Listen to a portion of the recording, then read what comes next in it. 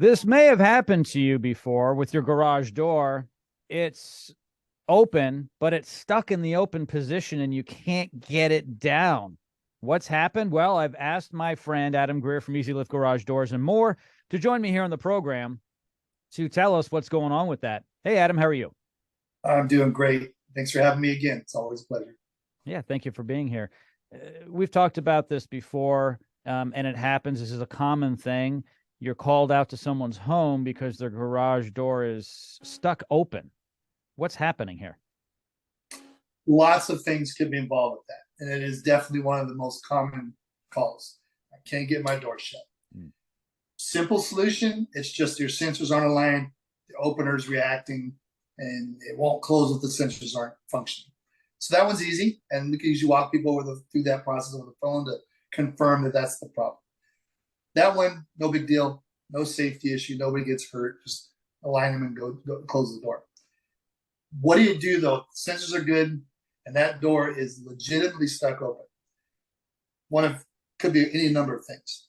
The cables have come off, so you're going to want to look on the sides of the door on either side. There's cables, and they go up to a drum, and on those drums, the cables will be wound on the drum. You look up there, and it's a spaghetti string looking pile of mess. That's what we call a slipped cable. You do not want to try to shut that door. One, take a chance on just damaging the door and having to buy a new one. Because 100% of the spring tension now is on the side that isn't a spaghetti pile. So instead of sharing the load equally, you've got usually it looks like a door's crooked. One side's hanging low. Another side is the one that's slipped. Common mistake that's dangerous. And I know in our brain it makes sense. Well, I'll just release the cable that's taut on the other side. That is disastrous. Mm. It is disastrous in the sense that it usually destroys the door when it comes crashing down. That's the easy solution, honestly. Even if it's expensive, nobody's hurt. I cannot tell you how many times I pull up to a house and there's blood all over the garage floor. And the door's still stuck hanging open, and I know what's happened. I know what's going to happen. The person answers the door. They're going to have a patch usually on their face because that's where you're there working, where you're taking that cable off. Your face is right there. The forehead gets whacked. The nose gets tipped. See it all the time, believe it or not. ER visits. The other thing that happens is you pull the emergency release on the opener. For whatever reasons, the spring tension is just completely off. Sometimes they both have come off, or if the spring is broken, there's any number of reasons why there might not be any tension at all. People will pull that cord and the door goes to fall. And there's a natural reaction to reach out and stop it from falling. It's just instant.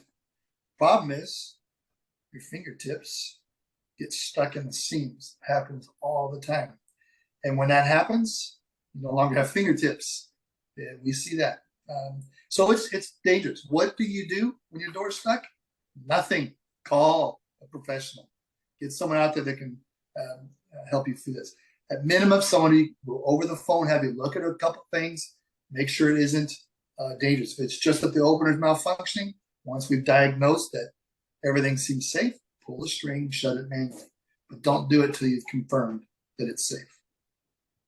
Garage door repair is one of the least expensive repairs on your home.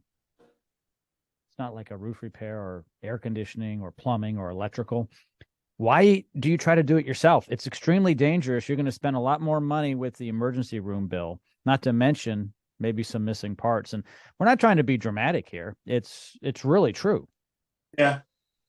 Yeah. And I think with HVAC, that type of thing, people are thinking, well, it's got electricity involved. I'm not going to touch it. I don't want to be up on the roof trying to fix my roof. And so there's a thing that says this is no big deal. It's just a pile of metal and it goes up, down, but it's a moving wall. I like to call it that. I know that other people are using my term, but I coined that. It's a moving wall. And if we think of it that way, you realize how big it is, how powerful it is, how heavy it is. Don't move the wall. Yeah, it's extremely dangerous. Call an expert like Easy Lift Garage Doors and more. All of Adam's information is located in the description of this podcast. Reach out for regular maintenance, and certainly if you need a new garage door, he can help you out with that as well. He installed 2 new ones at my place. Thanks, Adam. You're welcome. Thank you.